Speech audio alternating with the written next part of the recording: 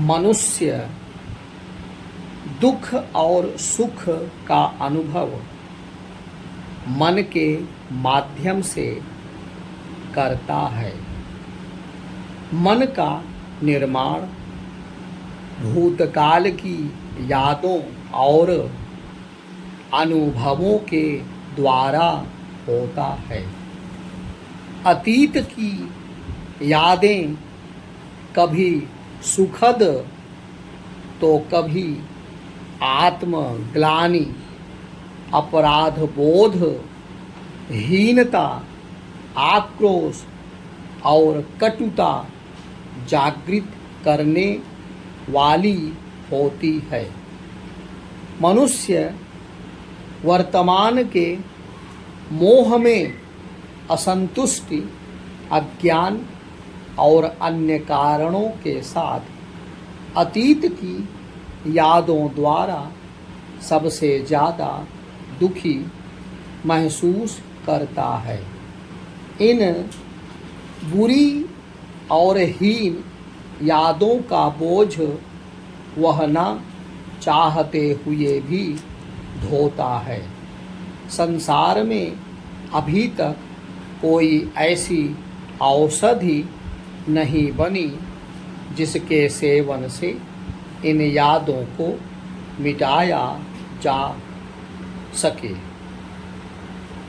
पुरानी यादों के द्वारा अपराध बोध से ग्रसित होकर मनुष्य नकारात्मक हो जाता है और इसकी अति होने पर मनुष्य मानसिक बीमारियां जैसे अवसाद, डिप्रेशन आदि से ग्रसित होकर स्थायी रूप से दुख अनुभव करने लगता है।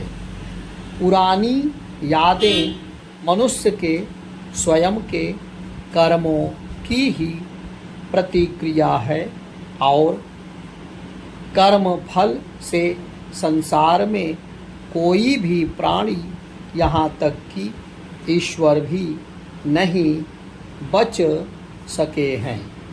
रामचरित मानस में गोस्वामी तुलसीदास जी ने कहा है कि हर जीव को कर्मफल भोगना ही पड़ता है।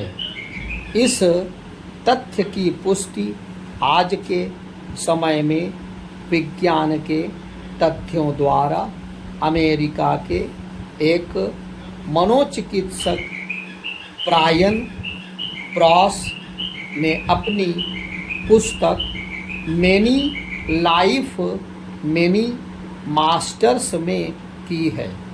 उन्होंने सम्मोहन द्वारा एक मनोरोगी महिला के पूर्व जन्मों की कहानी जानकर उसका सत्यापन किया और जाना कि किस प्रकार वह महिला अपने पूर्व कर्मों के फलस्वरूप सुख, दुख और मनोविकार से ग्रस्त हो रही थी और इस प्रकार महिला का उपचार उसके कर्मों के विश्लेषण द्वारा ही किया जा सका। इससे स्पष्ट होता है कि दुखों का मूल केवल कर्मफल और अज्ञानता है।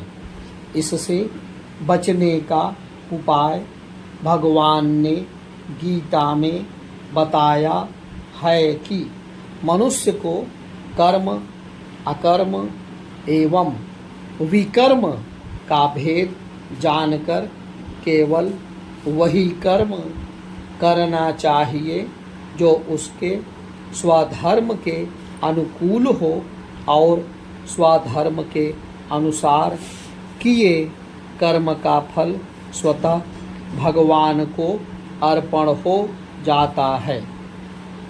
इस प्रकार कर्मफल से मुक्त होकर वह प्रतिक्रिया स्वरूप सुख दुख से भी मुक्त हो जाता है। विकर्म वह है जो स्वधर्म एवं नैतिकता के विरुद्ध किया जाता है। इस कारण इसका कर्मफल मनुष्य को स्वयं भोगना पड़ता है।